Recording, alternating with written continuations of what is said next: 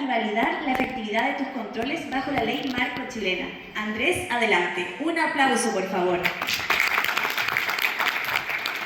Hola, no sé si se escucha bien. Ahí sí. Gracias. Gracias por la asistencia. Sé que es difícil estar en estos momentos, todos quieren estar con sus familias. Son las últimas charlas.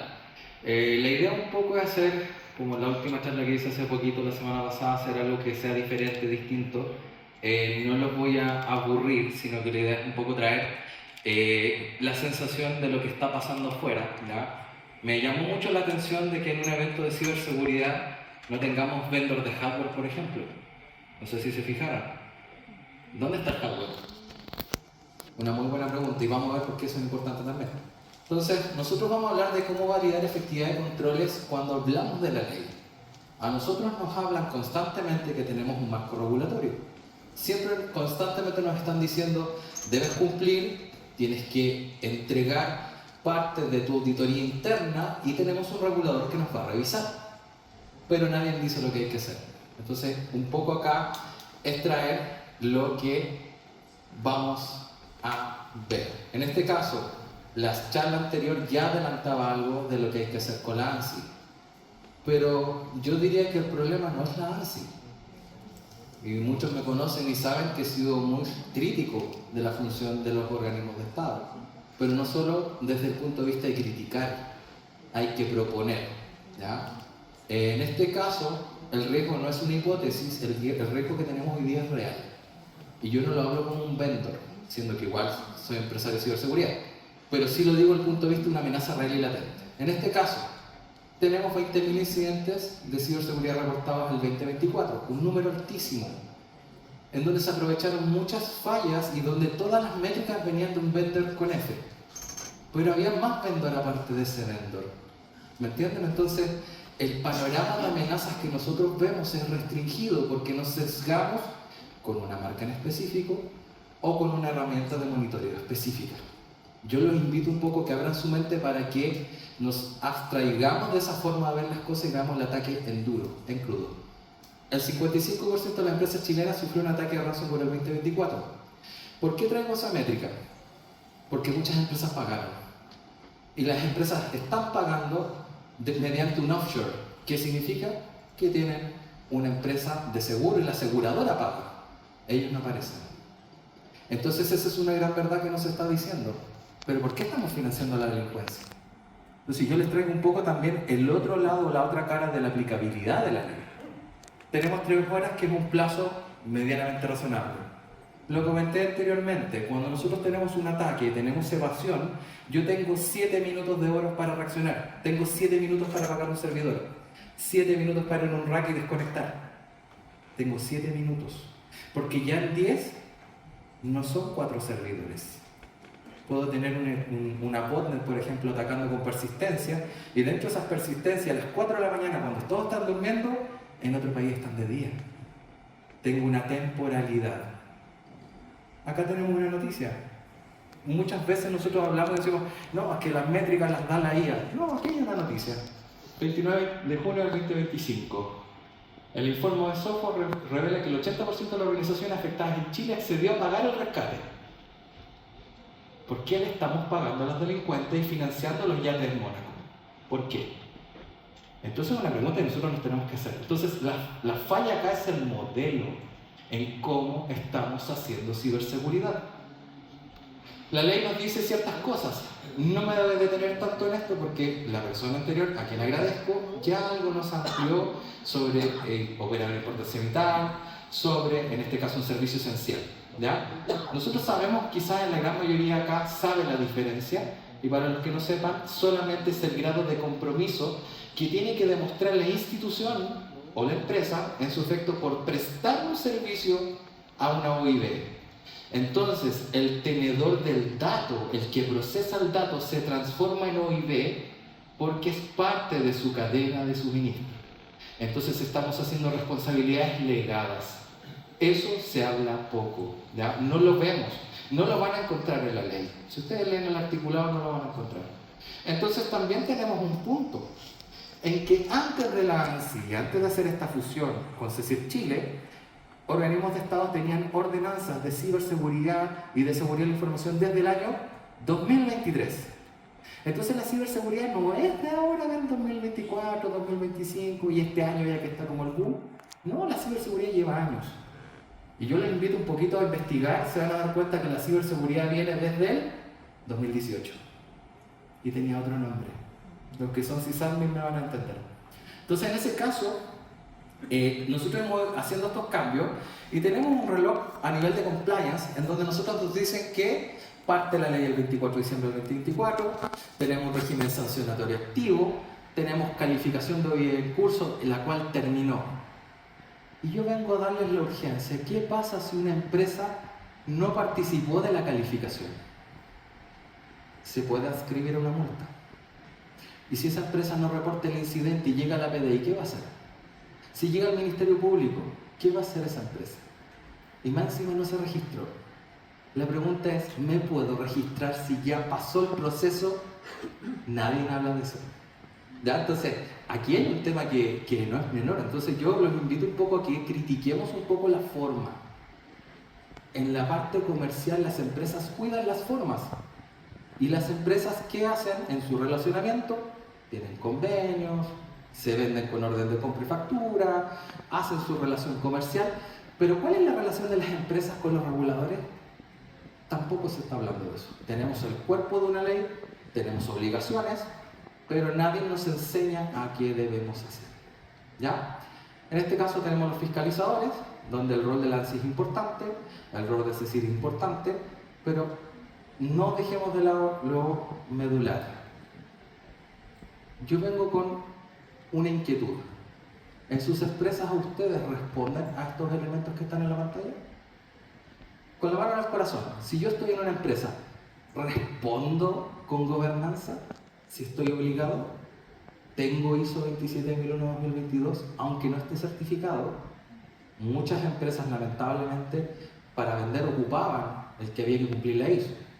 Pero lo que no se entendía detrás es que el estándar de la ISO te hacía operar de manera segura.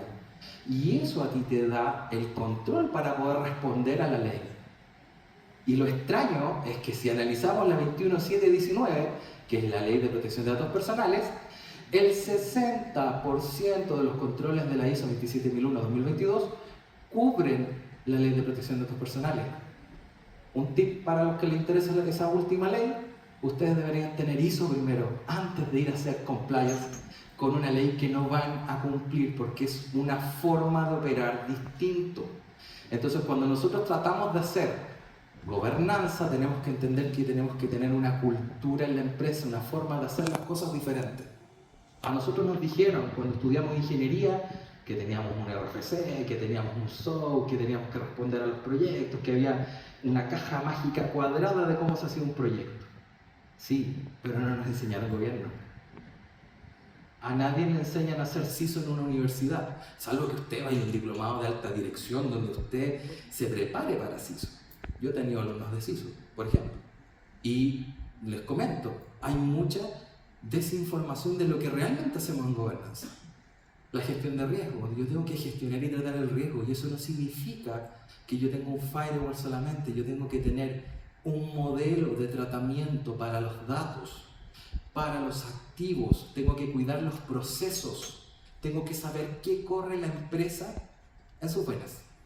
Esto es como el cuerpo humano cuando vamos al doctor, y el doctor, si yo voy en medicina general, ya sabemos que nos va a dar 3 cosas: algo para la cabeza, algo para la tos y alguna otra cosa más. Es lo típico. Pero si yo voy a un internista, el internista me va a decir: no, mira, yo quiero todos los perfiles, quiero verme todas las curvas, necesito saber esto y esto otro, porque él ve lo sistémico.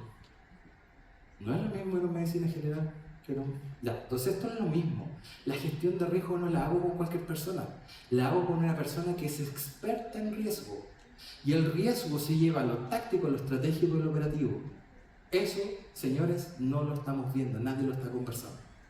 Tenemos los controles técnicos, donde, y aquí me voy a detener, eché de menos afuera servidores, hardware. ¿Por qué?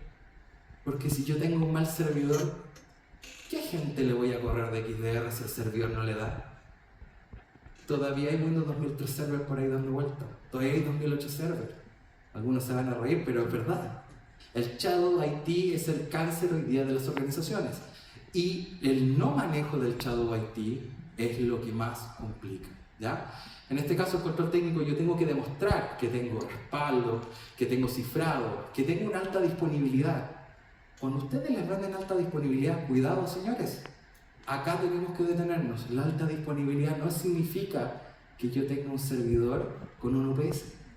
Alta disponibilidad es tener una réplica en otro data center, con un túnel IPC, con alguna tecnología que me interconecte y que cuando uno cae el otro sube. Básico, ¿ya? Pero esas cosas las tenemos que tener. Entonces, para nosotros tener este cumplimiento tenemos que tener el reporte de incidentes. Vamos a tener que decirle a la ANSI tener la capacidad de tener un equipo interno que le diga y indique en un plazo menor a 3 horas el vector de ataque con el IOC, con el patrón de ataque. Ojalá tengamos la hojita con el cuadro de Mitre y tener identificada la amenaza del grupo atacante, y ojalá podamos tener indicadores o alguna evidencia. Yo no puedo decir que me estoy defendiendo bien si no tengo evidencia de quién me atacó y cómo me atacó. ¿Cómo llego en 3 horas a eso? ¿Cómo llevo un paciente cero en un ataque que tengo 1500 servidores? O un ataque más pequeño, 200 servidores. ¿Qué hago si tengo un ransomware? ¿Qué es lo que debo hacer? No hay un manual para eso. Es experiencia, pero esa experiencia también de resiliencia es la cultura de soportar el ataque y tener la lección de advertida de quién lo vivió. Tengo que saber observar. Cuando yo tengo un incidente, primero tengo que ver cuáles son mis medios, cuál es el proceso, qué recursos corro. Tengo que tener un diagrama de alto nivel, un diagrama de bajo nivel, saber las rutas de red por donde pasan y saber dónde cortar. Pero no es simple. Muchas veces no tenemos toda la información a mano. Por eso es que nosotros nos tenemos que preparar. Y la auditoría periódica, que es que nosotros constantemente estemos revisando nuestras debilidades. Yo los invito un poco a entender esto. 3 horas, cuando el reloj corre, no son 3 horas, son 7 minutos. Y usted en 10 minutos ya se quemó. Tiene 7 minutos reales. Cuando yo tengo un EDR, un XDR alta generación, Sentinel-1, CrowdStrike, el que ustedes quieran, ¿ya? Generalmente la gente va a detener el ataque en ese tiempo. Pero si tiene evasión, usted no va a ver la alarma. La única forma de atacar eso va a ser en el 100. Y que usted vea tráfico y lo case manual, que eso ya es street hunting, ¿ya? Y en esa cacería manual necesitamos gente que esté en monitoreo, que tenga experiencia. Un nivel 1 no te ve eso, luego nivel 2, nivel 3. El reporte en 72 horas, ¿qué le voy a mostrar a Nancy? ¿Quién me vino a apoyar? ¿Quién fue el Tiger Team que apoyó? ¿Llamé a Microsoft? ¿Llamé a alguna marca? ¿Me pasaron ingenieros de afuera? ¿Cómo certifico eso? Tengo 72 horas y en 15 días tengo que mostrar un forense. ¿Cómo hago el forense si no sé quién me atacó? Tengo 15 días para cazar un ratoncito en una bodega. Es complicado, ¿ya? Entonces, si nosotros no tenemos un control de la infraestructura, de la arquitectura y el modelo seguro de operación, no puedo llegar a estos valores. Ese es el problema acá. No puedo llegar a estos tiempos. Entonces es una trampa. Las multas, que son irrisorias, si yo lo llevo a millones de pesos, estamos hablando de 200 millones de pesos a 1.380 millones de pesos. Me tocó un caso de un cliente que en vez de gastar la multa, lo que le propuse fue, mire, si el incidente el más barato le sale a 200, sumémosle 50 millones de forenses, son 250 millones. Le dije, gastemos esos 250, los provisionamos, vamos al mercado a comprar todo lo que usted necesita y aplicamos lo que se llama el factor de Rossi. Ojo, no está acá el Rossi, y hacemos este cálculo que es muy parecido al cálculo de ROI y nos da un valor y un factor de cuánto vamos a ahorrar en el incidente, pero lo gastamos en CAPEX y OPEX para proteger real a la empresa. Un caso bastante interesante porque lo logramos replicar en otro cliente. Ahora uno dice, 280 millones es mucha plata. No si lo comparamos con un seguro que me puede costar 300 millones, 400 millones. Para cubrir un ciberataque de 1.5 millones de dólares o de $1 millón. Porque cuando hablamos de ransomware y la captura, estamos hablando solo de 600 millones de pesos la media del pago para una empresa, ¿ya? Entonces en este caso nosotros tenemos que cubrir los puntos ciegos, tener control y tenemos que saber qué es lo que vamos a hacer, ¿ya? Entonces, acá les traigo un cuadro súper básico con NIST CSF 2.0. ¿Por qué? Yo podría colocar la ISO acá, pero operativamente la ISO tiene una estructura que es diferente porque es una norma. Y mucha gente la confunde con un framework. La diferencia con un framework, que el framework es un marco, un modelo de trabajo para ciberseguridad, en donde nosotros acá tenemos, desde el CSF, yo trabajé 1.0, 1.1, 2.0, donde teníamos identificar, proteger, detectar, responder y recuperar. Pero NIST, en su última versión, agregó supervisión del riesgo, estrategia y roles, en lo cual NIST se puede llevar a homologar a ISO. Si yo mapeo con esto, tengo ciberseguridad activa y tengo controles para efectivamente proteger a una empresa de phishing, de ransomware o de un insider. Voy a tener esos valores. Si yo voy a SysControl, por ejemplo, si tengo el IG1 sobre un 60-70%, voy a tener alrededor del 97% de protección contra ransomware. En SIS también hay una medida. En SIS podemos tener sobre el 40% y estamos sobre la industria. Hay mucha gente que le gusta SysControl porque, comillas, sale más barato demostrar que con NIST, porque acá yo tengo que ir a comprar hardware. Si acá yo no tengo un DLP, no paso. Si acá yo no tengo un SOAR, no paso. Si acá no tengo firewall, Next Generation Firewall aplicativo, firewall de borde, firewall perimetral o firewall de servicio, no voy a poder proteger bien. No puedo dejarle la tarea solo a un firewall. Hay un tema de arquitectura también que nosotros vamos a ver. Entonces, en este caso, cuando hablamos en la auditoría, lo que nosotros vamos a ir a buscar primero en gobierno es: tenemos un delegado de ciberseguridad, sea un CISO interno o externo, tenemos que tener un delegado. No puede ser el delegado el jefe de TI. No podemos compartir esas cosas. Ahora que está la ley de protección de datos personales, no puedo tener un DPO que sea CISO. Entonces hagamos esa separación, ¿ya? Segundo, tenemos en el tratamiento de riesgo, tenemos que tener matrices de riesgo vigente o planes de tratamiento. El riesgo yo lo tengo que asumir, levantar. El gap tiene que ser real. No puedo esconder el riesgo porque es por ahí donde me van a atacar. Hay una media en que el riesgo generalmente es la amenaza, la vulnerabilidad que se convierte en amenaza, y la amenaza materializada se convierte en un incidente. El riesgo evita que yo tenga un incidente. Esa es la media. MFA, backup, parche y cifrado, proteger, tenemos que tener cobertura, tenemos que detectar y responder y tenemos que recuperar. Acá el mapa un poco es comparar lo que nos pide la ley contra el NIST. Los niveles que a nosotros nos piden generalmente para cumplir esta ley es que tengamos un respaldo documental, tengamos técnica automatizada, es decir, tengo que tener ethical hacking, tengo que tener en este caso un XDR funcionando con sus agentes conectados, tengo que hacer pentesting, tengo que hacer ejercicios de ethical hacking, tengo que hacer ethical phishing, tengo que hacer ejercicios de tabletop, y los tabletop tienen que ser reales. No puedo jugar como a Calabozo y Dragón en una mesa y decir, ya está listo el tabletop. El tabletop es ejecutar el plan de lo que usted va a hacer cuando pasa un incidente. Si a usted se le pasa el reloj y el tiempo, usted no debería estar en ese puesto. El tema es que en la alta dirección muchas veces, lamentablemente, no le damos las herramientas a las personas que van a estar en el incidente, o las personas están mal designadas. Hay un tema estratégico, ¿ya? Las métricas, ya vamos terminando, las métricas que tenemos que tener como directorio, ¿ya? Yo sé que acá hay más gente y obviamente esta charla y el lugar estamos orientados a directorio. Los valores que nosotros tendríamos para medir reales, acá no son OKR, ni KRI, ni OKR, MTTD, que es el tiempo de respuesta de detección de un incidente, el MTTR, que es el tiempo de respuesta y contención, en donde estos valores los tengo que alinear contra el SOC.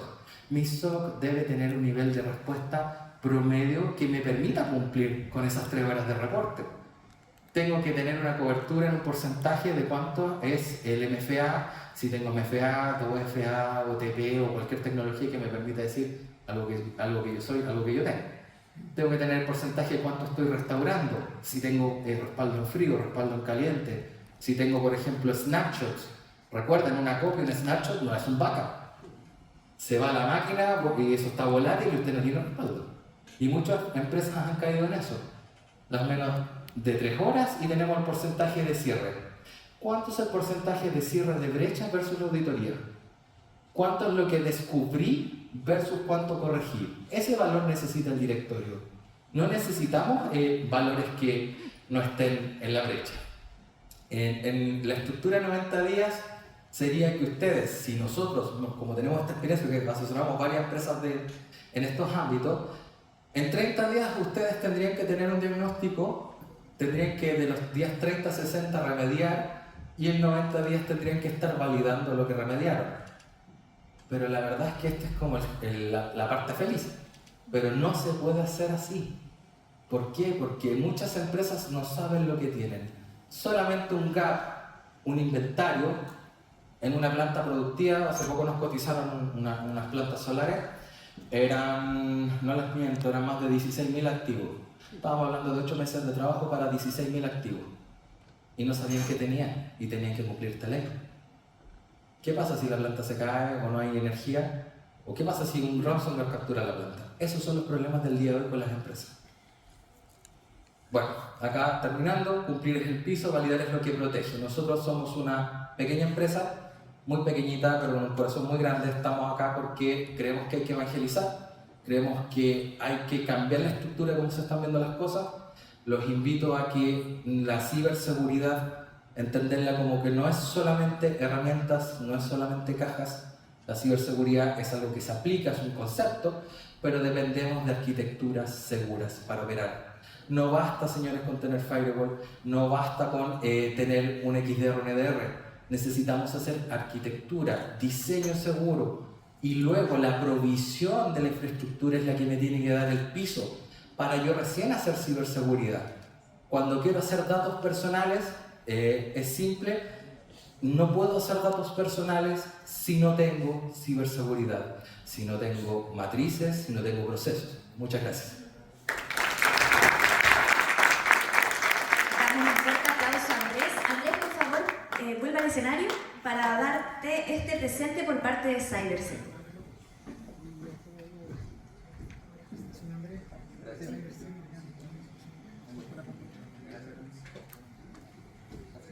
Muchísimas gracias, Andrés.